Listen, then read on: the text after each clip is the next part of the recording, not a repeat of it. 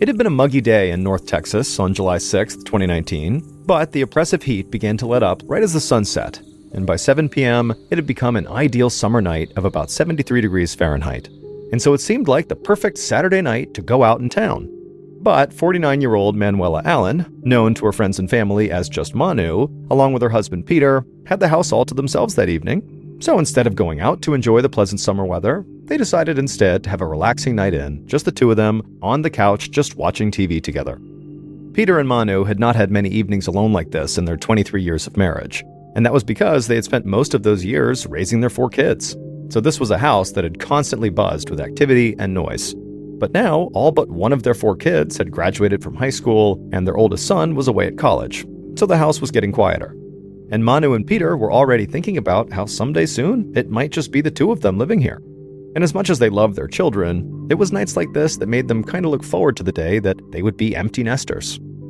Peter grabbed his glass that contained some vodka from the end table and took a sip, and then he and Manu leaned back on the couch to watch a replay of a Texas Rangers baseball game. Manu loved sports, and while baseball was not her favorite, it would have to do until football season rolled back around. Manu and Peter lived in the small Texas town of Olney with a population of just 3,000 people, and the nearest city with a major football team was over 2 hours away. But both Manu and Peter were teachers at Olney High School, and so during football season, they went to watch their beloved Olney Cubs play every Friday night. Manu didn't care that the Cubs were on the 3rd longest losing streak in the state of Texas. She just loved going to support her students who were on the team, and she enjoyed the camaraderie of sitting in the stands along with her friends and her family.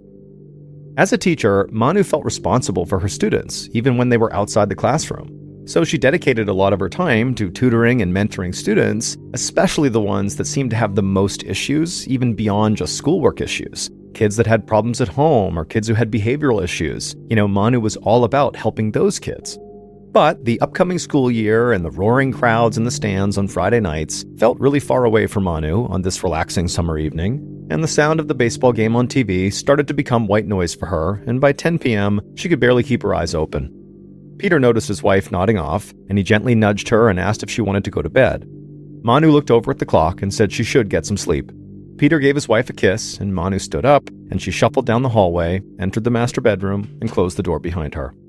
Peter would not be joining his wife tonight in the master bedroom. He and Manu had this understanding that on any night when Peter drank, even if it was just one drink, he would have to sleep on the couch. So, with his glass of vodka still half full, this would be one of those nights.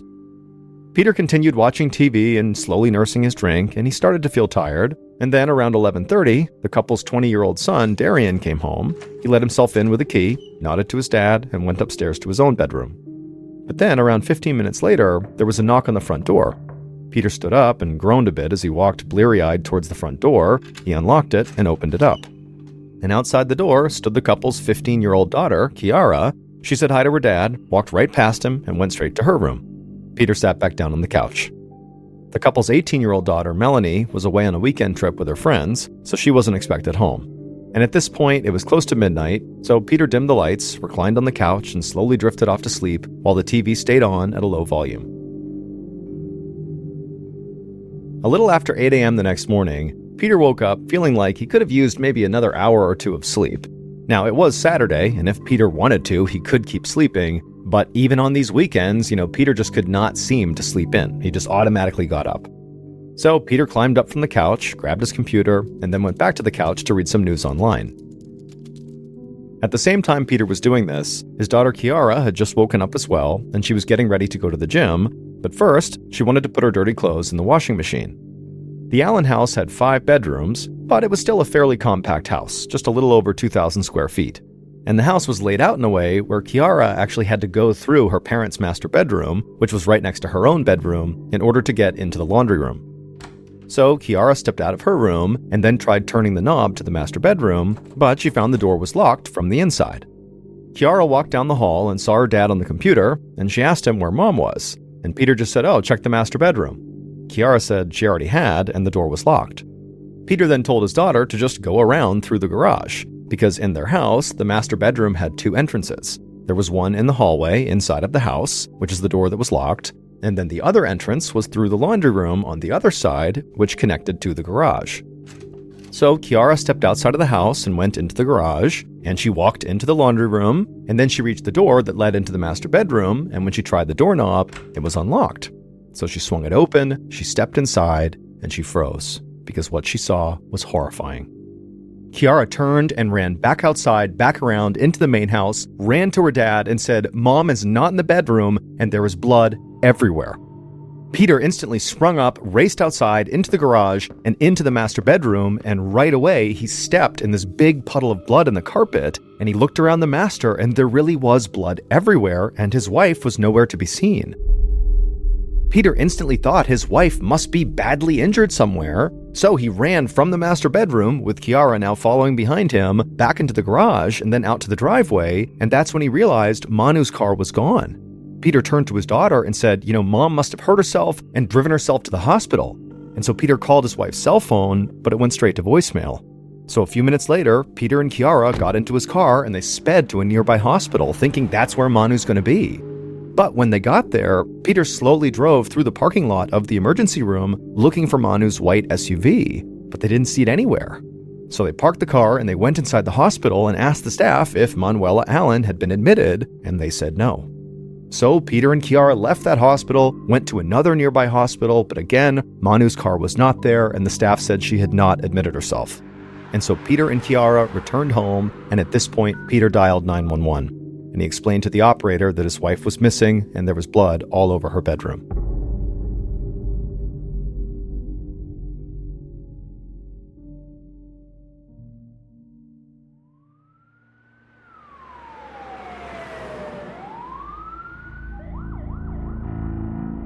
The first officer who arrived at the Allen house met with Peter outside. He asked Peter what was going on, and Peter told the officer that he really had no idea. His daughter Kiara had come to him that morning, saying their mom was gone, and there was blood all over the bedroom, and then he went and checked, and he saw the same thing, and then he went out to the driveway, and he noticed his wife's car was gone. Peter explained that he and Kiara then drove to 2 hospitals thinking his wife must have gotten hurt and then driven herself to a hospital, but when they got to the 2 hospitals, his wife wasn't there and they said they had not seen her.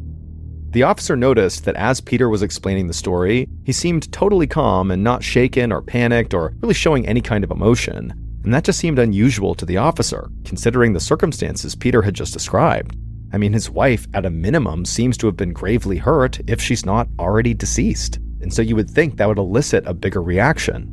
But the officer kept that to himself, and instead he had Peter lead him inside the residence to the master bedroom. And the first thing the officer noticed was that the bed had been stripped bare, and there was a bloody pillow on the floor next to the bed. And he did see blood spatter all over the room, across the mattress, the closet doors, and the wall. In fact, there was so much blood that the officer did not believe a person could survive having lost that much of it. And so he wondered to himself why Peter didn't immediately call 911 instead of getting in the car with his daughter and driving around to various hospitals first. It seemed obvious this was an emergency, so why wasn't it treated that way? Then the officer noticed something else on the bedroom floor. It was a knife. And so at this point, it was obvious this was a crime scene, so he asked Peter and Kiara to clear out of the master bedroom and go wait for him on their couch. And so after the father and daughter had stepped out of the room, the officer walked outside and went to the garage. And immediately, he saw bloody streaks on the ground, and he traced them through the laundry room and back to the door of the master bedroom. And he recognized these bloody streaks had to be drag marks. Everything the officer saw painted a picture of a very violent struggle having taken place in the bedroom, most likely sometime during the night. The officer then walked back into the house and observed bloody footprints leading from the master bedroom to the kitchen, right to a spot next to the refrigerator. And so the officer walked into the living room where Peter and Kiara were, and he asked Peter about these footprints and, why would somebody go into the kitchen potentially? And Peter explained that actually his wife kept her keys on a hook right next to the refrigerator, and her keys were gone along with her car. And so at this point, the officer radioed dispatch for help and said the police should now be on the lookout for Manu's vehicle, because clearly either Manu or someone who harmed Manu had taken the keys and taken the vehicle. A few minutes later, Sergeant Dan Burbeck of the Young County Sheriff's Department, along with a couple of local police from Olney, pulled up in front of the Allen house. And the officer who had first arrived on scene walked up to Burbeck and briefed him on what he had seen. After being briefed up, Sergeant Burbeck immediately walked into the Allen house and told Peter and Kiara that they would need to step outside. As Peter and his daughter walked out onto the porch, Peter told Burbeck that actually one of his other kids was still in the house upstairs. So Burbeck told the father and the daughter to stay outside, and then Burbeck walked into the house and upstairs to a second-floor bedroom, opened the door, and found 20-year-old Darian inside with his headphones on playing video games. Burbeck asked Darian to come outside with him, and Darian, who looked very confused, asked what was going on here. But Burbeck just said he needed Darian to leave the house right now. So Darian just did as he was told and stood up and followed the detective downstairs, and then he, along with Burbeck, joined Peter and Kiara outside on the porch. Once they were out there, Burbeck began questioning them, starting with the husband, Peter. Burbeck asked Peter, why did you sleep on the couch that night instead of in your bed with your wife? Peter explained the agreement he had with Manu, that whenever he drank, no matter how much, he would sleep on the couch. Now, Sergeant Burbeck kept this to himself, but right away he wondered, why would you have that agreement in place? Was Peter like a maniac when he drank? Did he get violent? What was going on here? Burbeck then proceeded to ask each member of the family if they had heard anything unusual during the night before, because Burbeck assumed someone in the house must have heard something considering the crime scene in the master bedroom. And the couch where Peter slept was only about 20 steps away from the master bedroom. Kiara was in the bedroom right next door to the master bedroom, and Darian was right above it in the upstairs bedroom. It just seemed impossible that such a violent struggle could have taken place with them not hearing anything.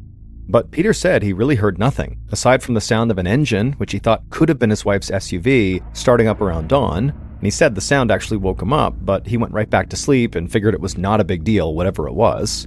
Burbeck asked Peter, is it normal for your wife to just get up and leave in the middle of the morning like that? Didn't you think to maybe ask her where she was going? Peter replied that it was not his job to keep tabs on his wife.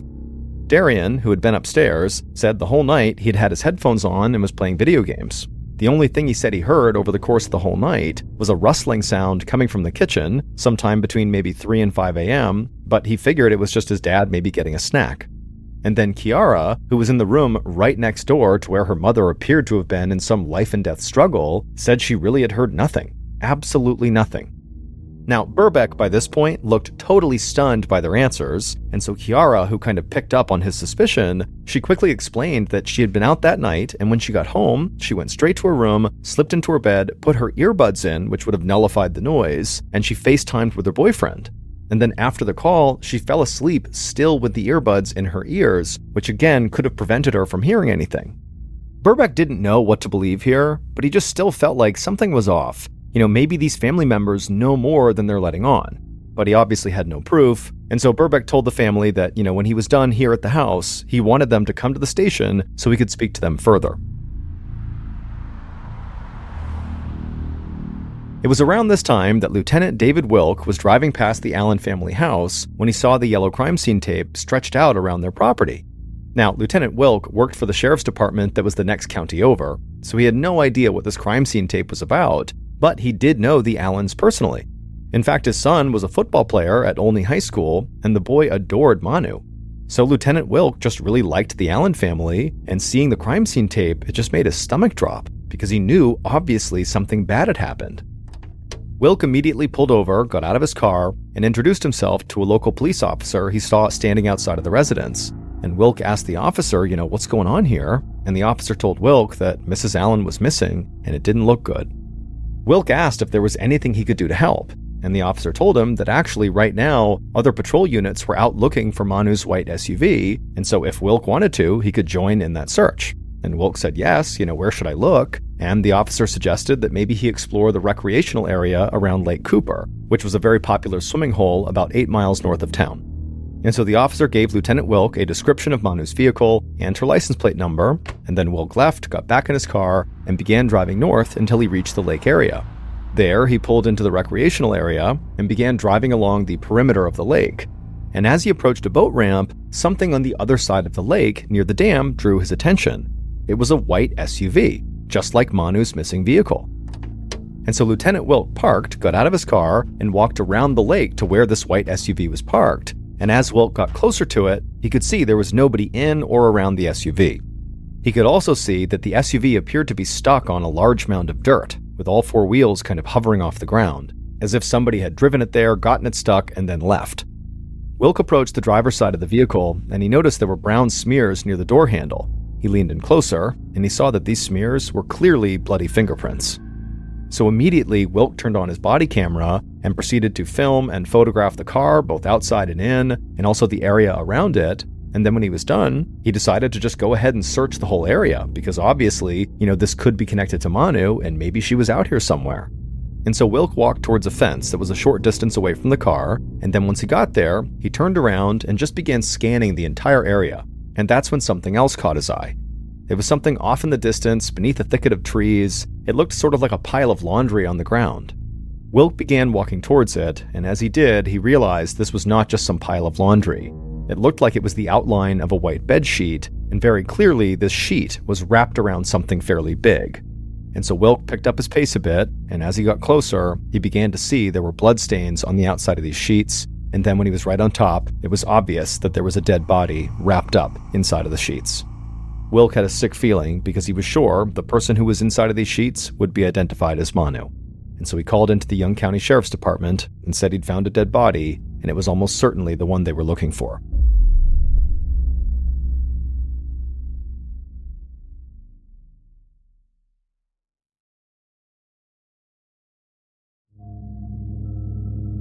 Back at the Allen house, Sergeant Burbeck heard about the discovery of a body on his radio, and so now that this was officially a homicide case, he reached out to the state police, known as the Texas Rangers, for help. He arranged for Peter, Kiara, and Darian to be taken to the nearest Texas Ranger station, and then he got into his cruiser and drove down to the lake, as other county and state police headed that way as well. Burbeck arrived at the lake, and Lieutenant Wilk led him to the body that was still wrapped in the sheets. Since Wilk was not working the case in any official capacity, he'd left the body as he'd found it. So Sergeant Burbeck leaned down and began pulling away the sheets and also some yucca leaves that had covered up the victim's face. And then once the victim was exposed, Lieutenant Wilk, who was standing nearby and who knew Manu personally, was able to positively identify her.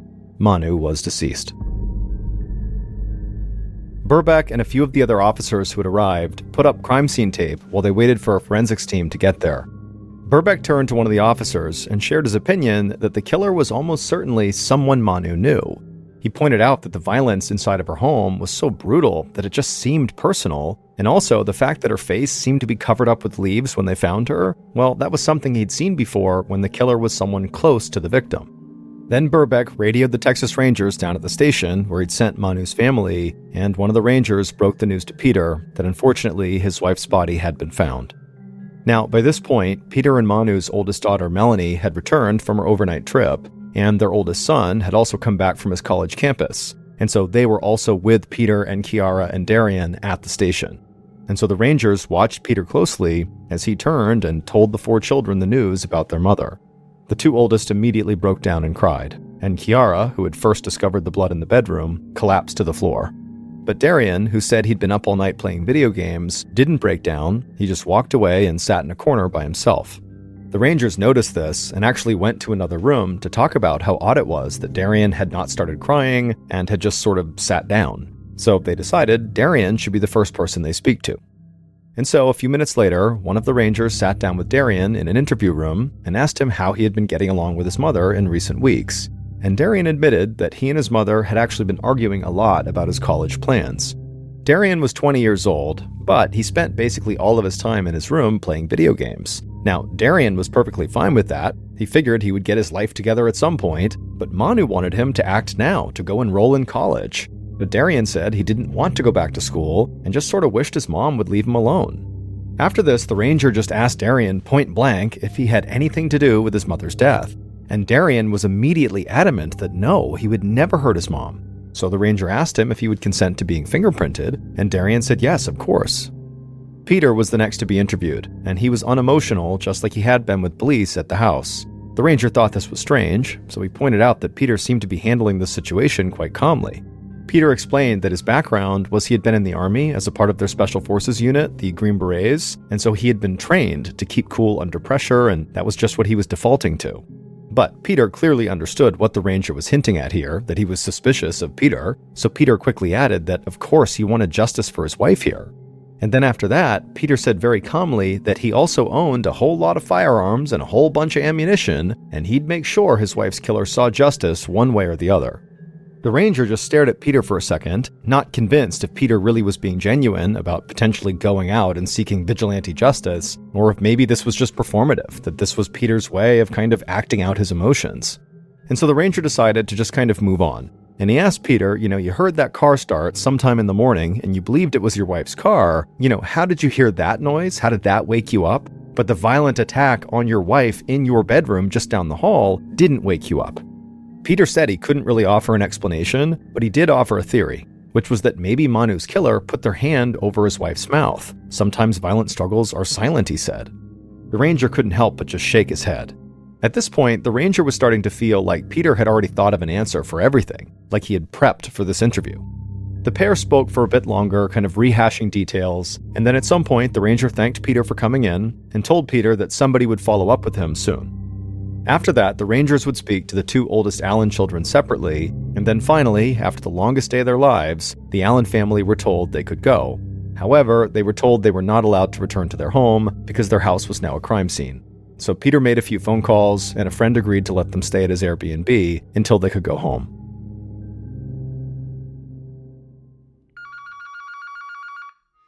The next day, Sergeant Burbeck got a call from the medical examiner who had Manu's autopsy results. The medical examiner revealed that Manu had been stabbed multiple times, and she had defensive wounds on her hands. She had also been strangled, and her neck was broken. And what's more, after Manu had been taken to the lake, the killer had shot her in the face after she was dead. The violence had been even more extreme than Burbeck realized, and this only convinced him further that Manu's killer had to be somebody close to her, that had some sort of personal issue with her. Then Burbeck and members of the state police met with forensics investigators who had processed the scene out by the lake, and they had found shoe prints in the mud near Manu's stranded SUV and bicycle tracks that led away from the SUV out of the recreational area and onto the main road. And so while investigators followed up on these shoe prints and bike tracks, word of Manu's murder quickly spread through the small Texas town. Students at Olney High School, where Manu worked, were devastated when they learned of the death of their beloved teacher. And also rumors began to fly, in particular on a Facebook group called Rants and Raves, where citizens of Olney voiced their theories about what they thought happened in the Allen house on the night of the murder. And most of those amateur theories pointed the finger at Peter. And Peter suddenly began noticing that people around town were treating him differently. They were treating him with suspicion.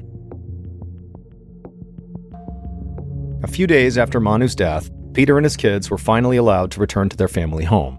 And when they got there, Darian helped his father secure the house by bolting the windows shut, and Peter said he would sleep with a gun under his pillow because he said the killer was still out there. The next morning, Peter was contacted by Burbeck and asked to come in for another interview. And so Peter drove to the station, where Burbeck and a Texas Ranger met him and led him into an interview room.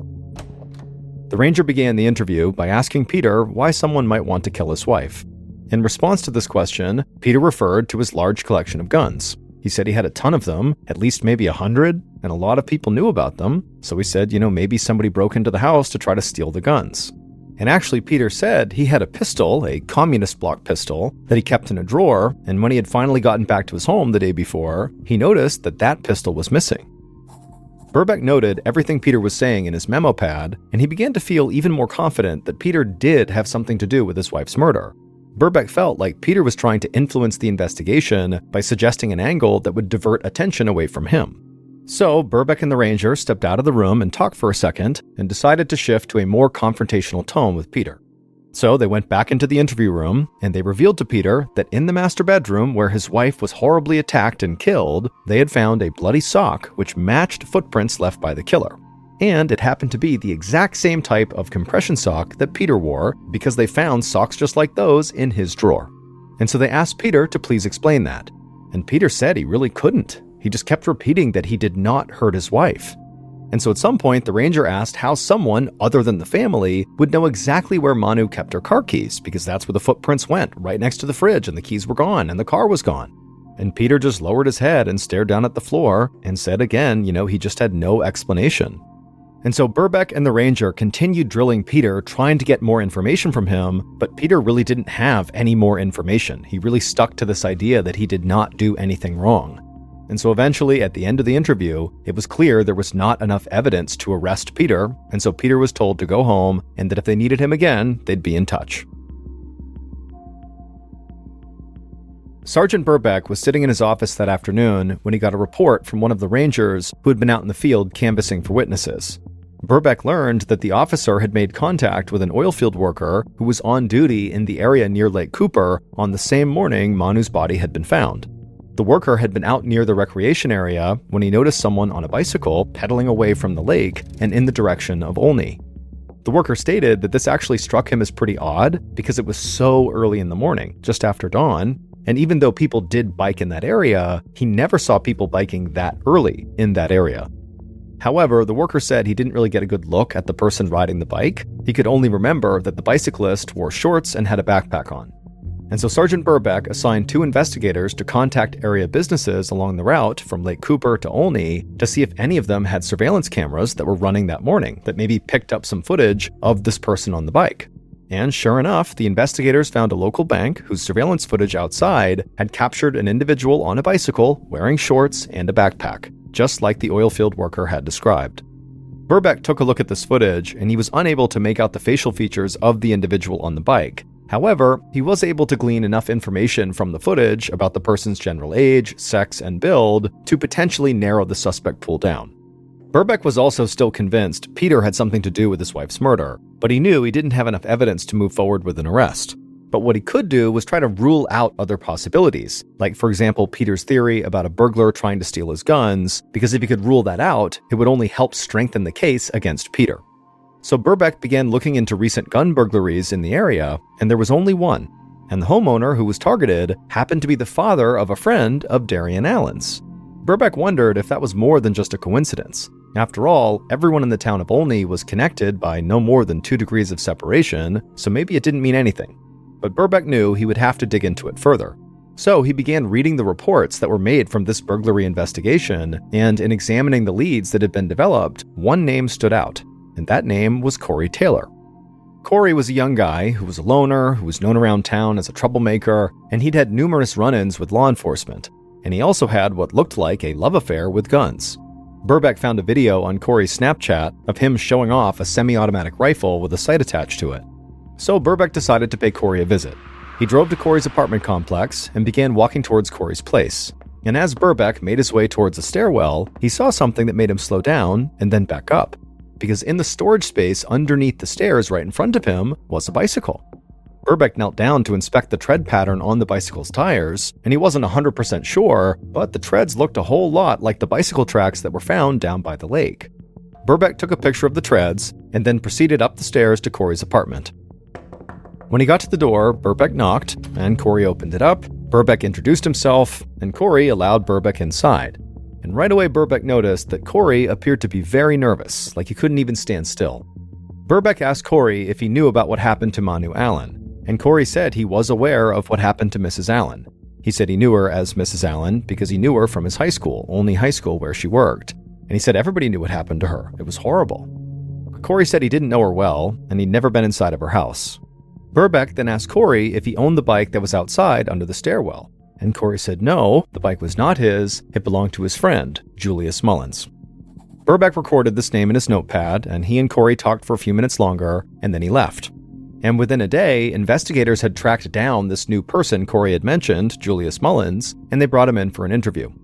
Investigators asked Julius where he was on the night of July 6th, and Julius said that he had gone to a party. Afterward, he had gone to Corey's apartment, let himself in, and crashed there. He said he didn't actually see Corey that night, so he wasn't sure if Corey was actually in the apartment or not.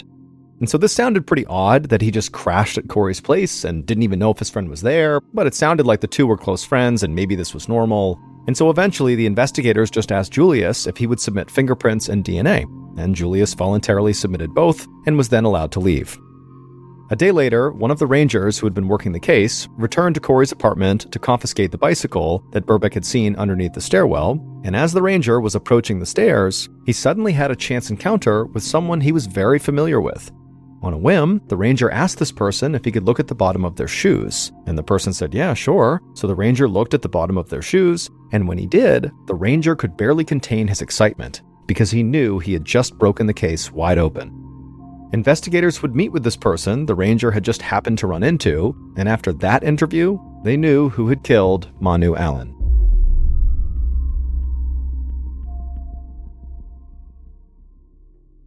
Here is a reconstruction of what police think happened to Manu Allen in the early morning of July 7th, 2019.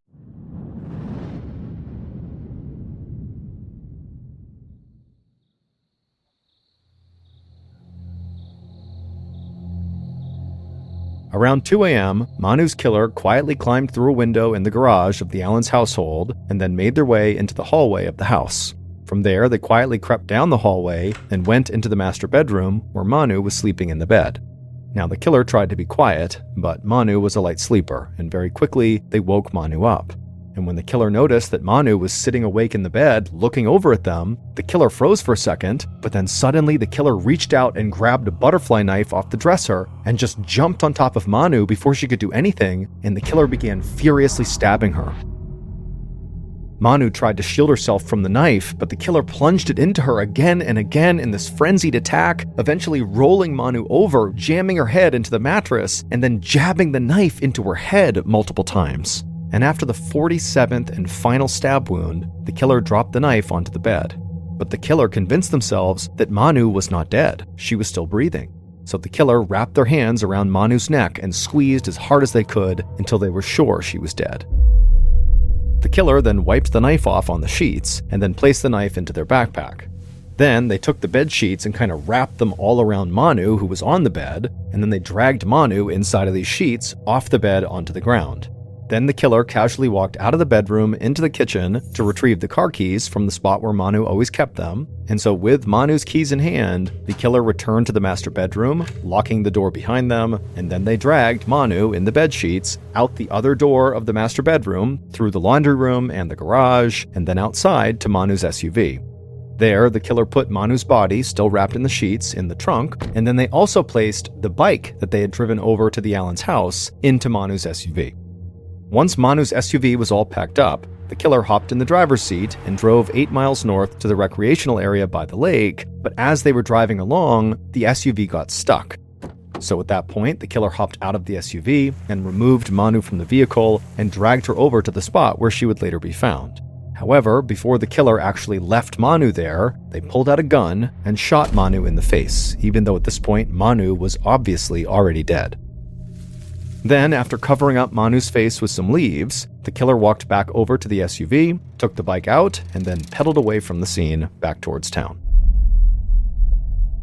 Police would track down Manu's killer and place them under arrest. And then once they were brought into an interrogation room, investigators asked them why. Why had they killed Manu? And that's when the killer claimed that Manu's husband, Peter, had made them do it. The killer said Peter had cornered them at a convenience store and made them get into his car and put a gun to the killer's head and said, "You're going to kill my wife."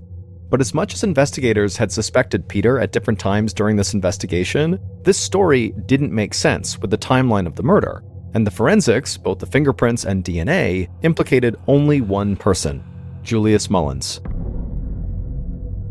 Julius was the owner of the bike who had stored it under the stairs at his friend's apartment, but more importantly, Julius was the ex-boyfriend of Peter and Manu's oldest daughter, Melanie. The pair had dated for a year when Melanie was a junior in high school. Julius's home life was undeniably rough, and there were times when his parents would kick him out of the house and he would have no place to sleep. Sometimes the only high school coaches would let Julius, who played tight end for the football team, sleep in the gym. And on at least one occasion, when Julius had been kicked out, Manu had allowed Julius to sleep over at their house. And also, Julius was a frequent visitor to the Allens' household, but just for the day, he'd come over for a couple hours at a time to see Melanie. And so it was during these frequent visits that Julius learned where Manu kept her car keys, which is how he knew where to go in the kitchen to find them. Manu always treated Julius incredibly kindly because she was just a person who really looked out for the kids in this town. I mean, she was always spending her spare time looking after kids and mentoring kids and tutoring kids, especially kids who had rough home lives like Julius did. And so Julius was no exception to her kindness. Manu would sometimes help him with his homework and, talk to him and make sure he was doing okay. But during Manu's daughter's relationship with Julius, it seemed like Julius's behavior began to change. He was very temperamental and moody and just seemed like he was snowballing. And so eventually, Melanie broke off the relationship, and Manu kind of stopped talking to him as well, and Julius did not take it well. And this was about 7 months prior to the murder. Police noticed that when they brought Julius in for his first interview, that he had cuts and scrapes all over his arms and legs. And when that ranger went to retrieve the bike from Corey's apartment, Julius was the person he ran into who he was very familiar with because of this case. And he asked Julius to see the soles of his shoes, and when Julius showed him, it was immediately apparent that they matched the shoe prints that had been found by the lake where Manu's body was discovered. The shoes were later found to be an exact match, and the treads on Julius's bicycle were also an exact match to the tracks that were found leaving the scene. Investigators also performed a sound test at the Allen residence, with one ranger in the master bedroom and the other on the couch where Peter had been asleep, and they turned the TV on in the living room to a low volume, as it had been the night Peter fell asleep on the couch and Manu was later murdered. And the ranger in the master bedroom shouted and yelled and made all this noise, and the ranger in the living room could not hear a thing. That's how poorly sound traveled in the Allen household, which is a big reason why nobody heard what was going on in the master bedroom. And also, Kiara, when she had fallen asleep, she had her earbuds in, which did already degrade her ability to hear what was going on in the house, and Darian really had been upstairs with headphones on, which also affected his ability to hear what was going on in the house. So really, nobody heard anything.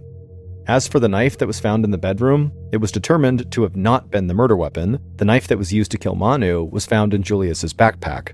And Peter's stolen communist block pistol was found in the home of Corey Taylor, Julius's friend, but Corey was found to not have been involved with the murder at all. Julius would eventually come clean and would admit that Peter actually had nothing to do with the murder and that Julius had acted totally alone. And it would turn out Peter's theory about the murder, the idea that somebody had maybe tried to break in to steal his guns, but then inadvertently killed his wife, seemed to be at least partially right. Julius claimed when he snuck into the house, he was looking to steal Peter's guns. Julius said he was in the process of stealing an unsecured gun from a cabinet in the master bedroom when Manu woke up. And he said his fight-or-flight response kicked in, and it led him to stab her 47 times and then strangle her, and then eventually later on also shoot her in the face post-mortem. Julius Mullins, who was 18 years old, pled guilty and was ultimately sentenced to 55 years in prison. On January 23, 1989, a mother was cooking dinner in her home in Rochester, New York, when her 11-year-old daughter came into the kitchen. The daughter had just finished delivering newspapers along her delivery route in their quiet suburban neighborhood, and so her mother asked her the same nightly question, "How was the route?" And usually, the daughter replied with just a, "Good." But tonight was different. Instead, her daughter said, "It's okay." And the mother pried, like, "Well, what do you mean? What happened?" And the daughter said, "Well, I saw something strange." She told her mom that she delivered newspapers to this one particular old man. He was very nice, and he always waved to her whenever she went by, and tonight was no different. He had waved to her, but there was just something off about the way he was sitting. The mother asked, "What do you mean?" And the daughter, she really struggled to articulate what she had seen. One, it was dark. Two, the man was sitting inside of a screened-in porch that kind of obscured her view, and the awnings were pretty low, making it hard to look in. But she said basically when she had gone past, the man had waved to her like normal, but his legs appeared to be straight up in the air, like he was sitting on a chair and his legs were like up, vertical, right in front of him. In fact, when he waved, it was like he was waving between his legs at her. And so when the mother heard this, she really didn't know what to make of it. I mean, the story didn't make any sense. She couldn't really understand how this guy was sitting where his legs would be straight up in the air like that. But at the same time, she could tell her daughter was worried, and, she kind of figured that maybe her daughter's imagination had run wild here. And so she told her daughter, like, "Hey, look, if he waved to you, then I'm sure everything is just fine. Don't worry about it." But the following night, when the girl came back from her route once again, she was even more upset about this guy out on his porch. She told her mom that once again she looked in the porch and there he was sitting there with his legs straight up in the air, except this time he didn't wave to her, including when she made a point to stop and wave at him. He did not wave back.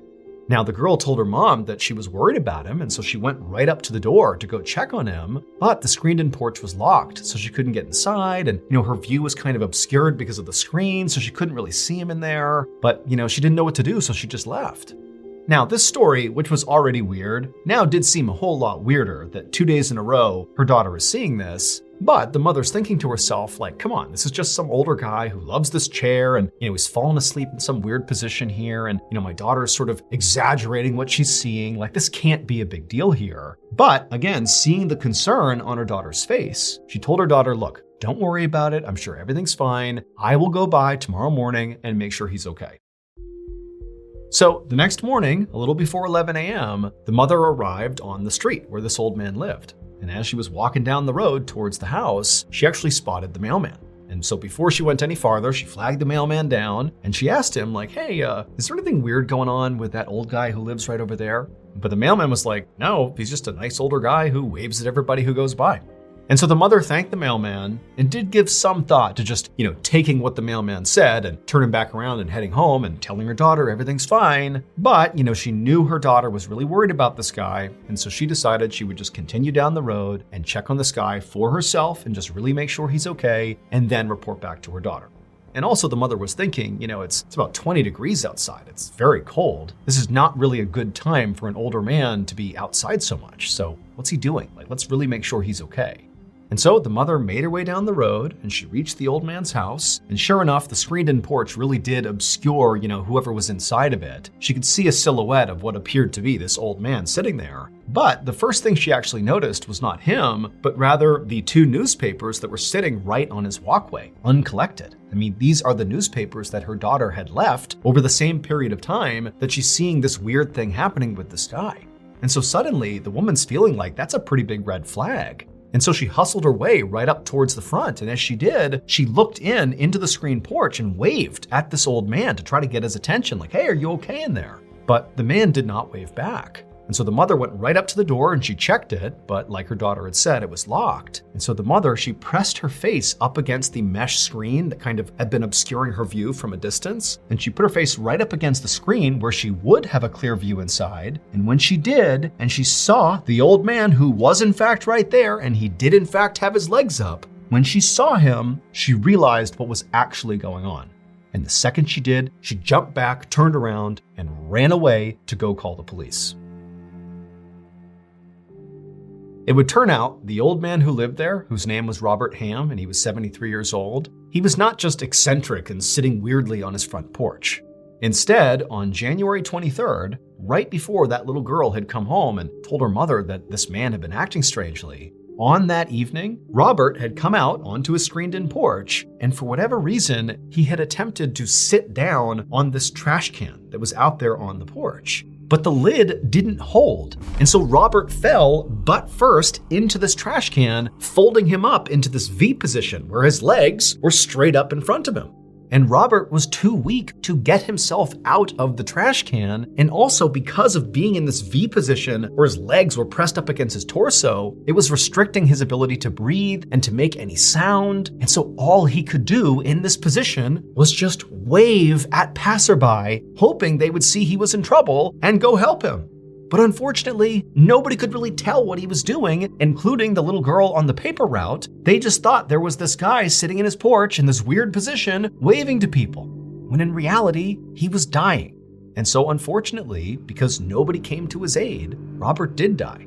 He would die of a heart attack, and in fact, by the time that little girl's mother arrived at his house and put her face up against the screen, Robert was already dead.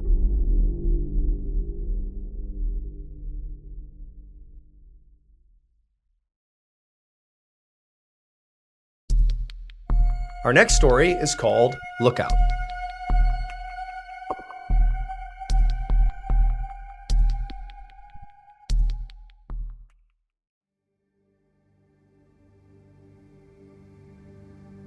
On July 10, 1941, a brand new British submarine was commissioned called HMS Umpire. 9 days later, on July 19th, the submarine and her crew were told to meet up with a convoy moving north along the Medway River in England and make their way to Scotland.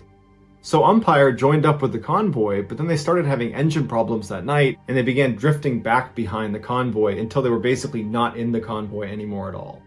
During this time, the commander of the submarine was up in the bridge, which is the area that controls the submarine when it's above surface, just above the wing. The captain of the Umpire was concerned this convoy would not see them when they came through because they were a submarine, so they're sitting low in the water and they're already all dark. They have no lights on the outside on purpose because this was during World War II and they didn't want German ships or planes to spot them. And because of their engine problems, they had drifted away from their convoy, which would have been protection.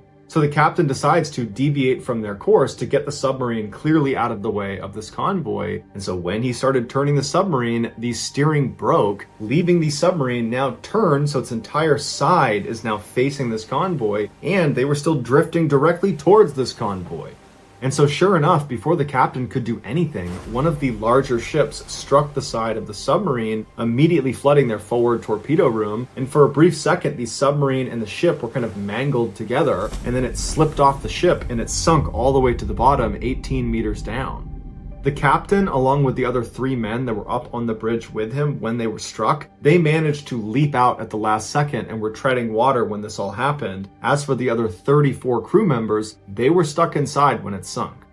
A number of the crew had been sleeping at the time of the crash, and so all they felt was this crash, the power goes out, they leap out of their beds, and they're landing in waist-deep water, and they're running out into the halls kind of fumbling around because they can't see anything, and all they can hear is the sound of water pouring inside of their submarine. And so these sailors had gone through all sorts of drills to prepare for this type of scenario where, power's out and you're sinking, and so they know by touch how to get to the one area that has an escape hatch, which is the engine room. And after 20 of them got inside the engine room, the water levels in the hallway were getting so high that it was spilling into that room. And it was getting to the point where if they didn't seal the door, they were going to flood this one room that was their only chance of survival. And so they had to make the heartbreaking decision to lock and seal that door, meaning the 14 other sailors on the other side, if they hadn't already died, were now condemned.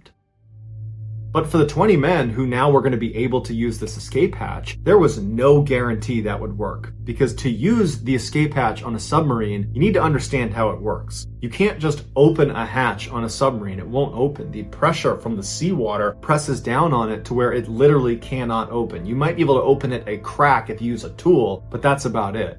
In order to open the escape hatch, you need to use something called a lockout chamber. And so a lockout chamber is like this really tight claustrophobia-inducing thing that looks an awful lot like a gas chamber, where you step through one hatch and you shut it and you seal it so it's watertight, and then above you is your escape hatch. But you can't open it until the pressure inside of the chamber has been equalized. And the way they do that is they flood the inside of the chamber the escapee is in. And so you're standing inside of this tight space, totally sealed in, and there's a control panel inside the chamber itself and also inside the sub, if you're lucky enough to have someone do that for you. You turn on the chamber, at which point water is dumped inside of this tight space you're in until it's completely full and you're holding your breath, at which point you've now equalized. The pressure inside the chamber is equal to that outside, and you can actually open the hatch. So the person inside on a breath hold undoes the hatch, opens it up, and then hopefully your swim isn't too far because you're already on a breath hold, and you swim to the surface.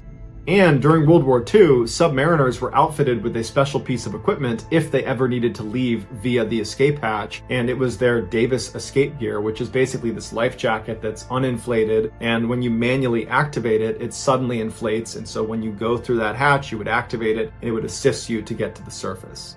And so after those 20 sailors had decided to seal off the engine room, they immediately shifted focus and began getting guys into the escape hatch. And one of their most junior sailors, a guy by the name of Killian, said he would stay inside the room and operate the control panel so everybody else had the best chance of getting out of the escape hatch. And so sure enough, he put all 19 into the hatch and he got them out of the submarine. And then he, on his own, had to get in the hatch, seal it himself, and control the panel in total darkness, flood the space, open it up, and shoot to the surface. He would live, and he would be awarded the British Empire Medal for bravery.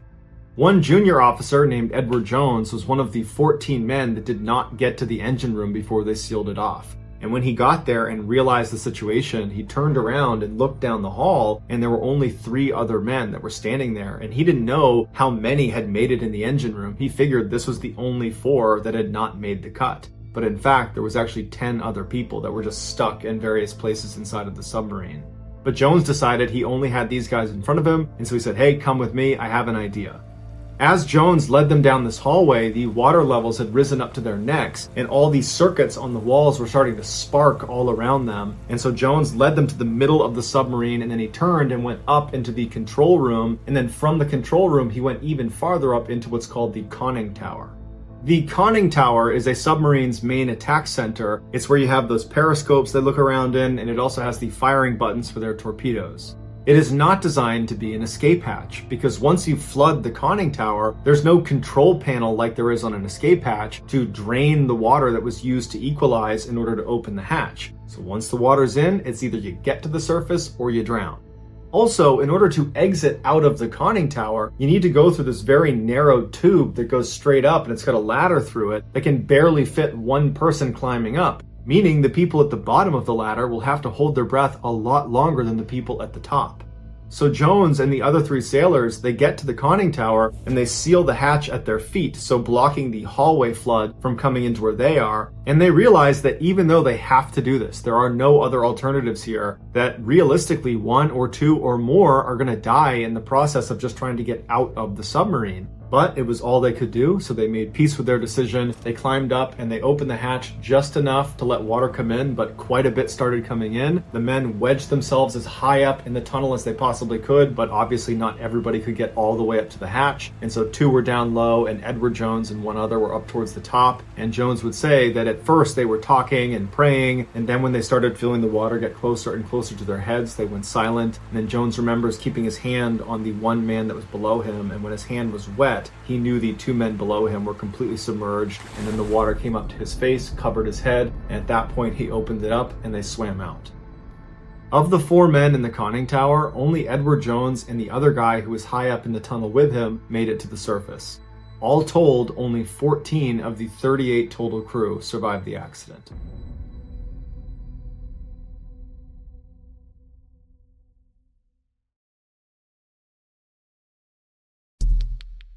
The next and final story of today's episode is called Wrong Button.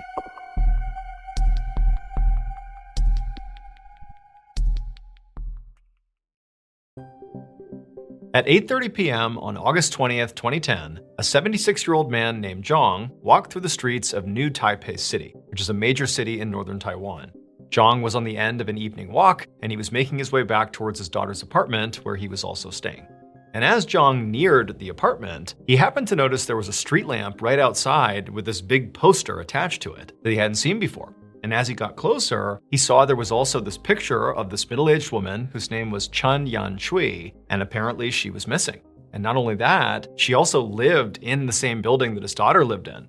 Except Chun was actually a dementia patient, and she was staying on the 5th floor of this apartment building complex where there was this memory care facility, and that's where she was being taken care of. And about a week earlier, she had gone out for an evening walk, this is what it said on the poster, and just not returned. And so since the week before, police had been out looking for her and her family and friends. They were putting these posters up, and it was clear, nobody had found her yet.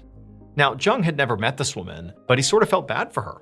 And so he found himself staring at this picture and trying to memorize her face, in the off chance that he just saw her somewhere. He could report her to the authorities and hopefully get her rescued. And so after staring at the picture for a little bit longer and sort of feeling bad for this woman, Zhang turned and just continued inside the apartment building. And once he was in the apartment building, he made his way over to the elevator, he hit the up button, and he waited, and then a moment later, there was a ding and the doors opened up. He stepped onto the elevator, he pressed the button, the doors closed, and then Zhang waited as he headed up to his daughter's apartment on the 7th floor. But as he was going up, he noticed he had accidentally hit the 6th floor, not the 7th floor. And right at that moment, he saw that he was reaching the 6th floor, and so the elevator car was slowing down. And so he just was like, oh, whoops, and he hit floor 7. But by the time he hit floor 7, the car had come to a stop on floor 6, and the doors were opening. Like it would need to reset. Doors open on 6, they close, and then he'd go to 7. Like this is no big deal. And so Zhang is just waiting, for these doors to open, shut, and go up one more floor. However, when the doors opened on floor 6, Zhang is looking straight out, and he could not believe what he saw. And he just began to scream.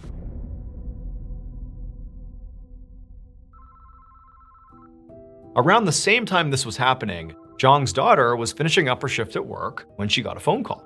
And she saw it was coming from her dad, and he rarely called her when she was at work. So this was sort of confusing and surprising. And so right away she picked it up and she answered, and immediately she hears her dad screaming incoherently. He's obviously terrified, and all Zhang's daughter can hear is that her dad is saying he's trapped. He's trapped in an elevator and he doesn't know what to do. And so, Zhang's daughter is getting scared just based on what her dad sounds like. She doesn't really know what's going on, but she told her dad, okay, I'll call the building. We'll get you some help. Stay calm. You're going to be okay. But her dad just continued rambling and he was totally incoherent. And eventually, Zhang's daughter just said, "Okay, Dad, just hang tight. I'm gonna get you some help." And then she hung up, and then she immediately called her apartment building's administration and emergency services line and told them, "Hey, I think my dad is stuck on one of your elevator cars. He's really upset. Can you please help him?" And after getting the emergency services to, get spun up into action to go save her dad, Zhang's daughter left work, hopped in her car, and began rushing home. It would take Zhang's daughter about 40 minutes to get back to her apartment. And by the time she got there, she fully expected her dad would be safely out of the elevator. I mean, he was obviously very upset, but she had called the building. They were on it. They were going to get him out. But when she went inside the lobby of the apartment building, she saw a crowd of police officers just standing there. She didn't see her dad anywhere. And before she could even ask any questions, she noticed one of the officers was on the phone. And clearly, just based on what was being said by this officer, he was talking to her father. Like he was talking to somebody who was hysterical, and this officer was doing his best to try to calm him down and sort of talk him through what was happening. And so Zhang's daughter immediately walks up to this officer and says, "Hey, I'm his daughter, the guy who's stuck in the elevator, I'm his daughter. What's going on? I would have figured he'd be out by now. What's happened?" At this point, one of the officers confirms that, this really is this man's daughter, and he pulls her aside and he explains to her that, yes, your dad is still in the elevator because we can't get him out. The reality is this is not a normal situation here. He's trapped in there, and really the only way for him to get out is for him to do something really specific. Like us and the building staff, we can't do anything. He has to do this one really specific thing, and right now he's refusing to do it. He's too panicked, he's too scared. We're trying to calm him down, but it's not working. And so Zhang's daughter asked this officer, "Can you please explain to me what you're talking about? What is this specific thing you want him to do? I don't get it." And at that point, the officer kind of composed himself and explained to the daughter, what was really going on inside of that elevator car. And after Zhang's daughter heard it, she was horrified, and she immediately understood why her dad was so upset and unwilling to do this one particular thing that would save him, but would be pretty awful. She got it, but she knew she would have to hop on the phone and convince her dad that he had to do it, there was no other way. And so she walked over to the officer who was on the phone with her dad. She took the phone and she began talking her dad through, what he really needed to do here. She basically gave him a pep talk and said, "Dad, for me, you got to find the strength and do this thing and get out of there." And sure enough, just a couple of minutes later, the elevator doors in the lobby chimed and opened up, and Zhang came stumbling out. He looked horrible, disheveled, but he was okay. And right away, police officers rushed towards him, but they bypassed him and went into the elevator and immediately surrounded something in the elevator car. It would turn out that missing woman, Chun Yan-chui, the woman who was on that poster that Zhang saw before he walked into the apartment building, well, she really had gone missing a week earlier on her evening walk. But everybody thought she got lost while she was on that walk because she was a dementia patient, and so, she had memory issues. But the reality was, she actually did come back to her apartment. However, when she got on the elevator, she actually made the same mistake that Zhang did. Now, she was not trying to get to the 7th floor, she was trying to get to the 5th floor, but she accidentally pressed the 6th floor. So up she goes, she gets to the 6th floor, the doors open up, she steps off the elevator car, and she's immediately completely confused. And for what it's worth, it didn't matter that she had dementia. Anybody who got off on the 6th floor would likely be confused if you had never been to this building before. Because the 6th floor was actually a private residence, and the person who lived on that floor was so worried about people breaking into their private residence that they had installed a metal gate in front of the elevator doors. And so unless you had the key to get through this gate, when you got off on the 6th floor, you basically would step onto a little platform that basically is the hallway leading into the 6th floor, and then you'd be hit with the gate. And so that's exactly what happened to Chun. She got off on the 6th floor, maybe thinking this is the 5th floor. She stepped onto that little narrow strip that you could actually stand on the 6th floor before you reached the gate. And then as she was trying to figure out, where am I? This isn't the 5th floor. This doesn't make any sense. There's a gate in front of me. The doors to the elevator closed. And she had no way to open them up again because the buttons to access the elevator were beyond the gate. And so suddenly Chun is standing in this narrow space, the doors have closed behind her, and she can't do anything. She's trapped between the gate and the elevator doors. And even though people are using this elevator right behind her, the only person who would come to the 6th floor is the owner of that residence, and they were on vacation. And so for days and days, Chun is just trapped basically in between the gate and the elevator with no one having any idea she was there. She's calling out, she's doing everything she can to get somebody's attention, but nobody can hear her. And after 5 days of this, when the owner of this residence didn't come home because they were on vacation, she eventually died because she didn't have food or water or anything. She was just standing there for 5 days.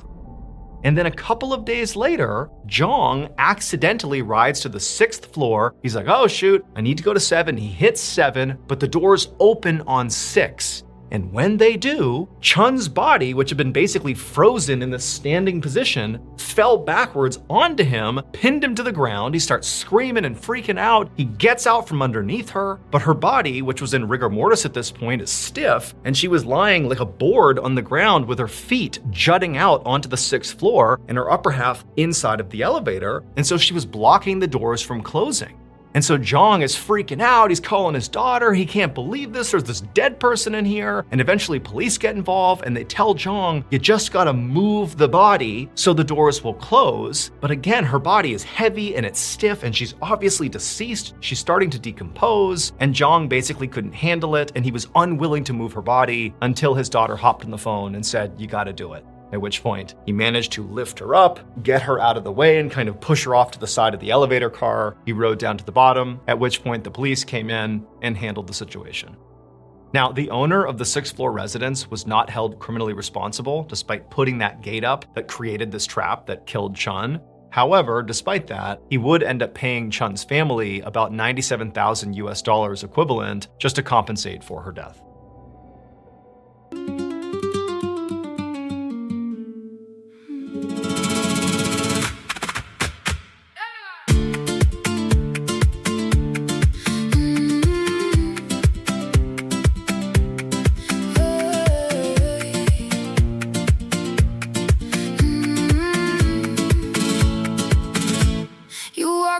That fire hit that back eyes like a dare. Said my name like a secret, left it shaking in the air. Your heel tapped out, trouble on the tile by the door. I was calm for a second, then you pulled me off the floor. Hey, you know what you do when you look like that? My chest goes loud, my knees go flat. One step closer and I lose my line. Say my name.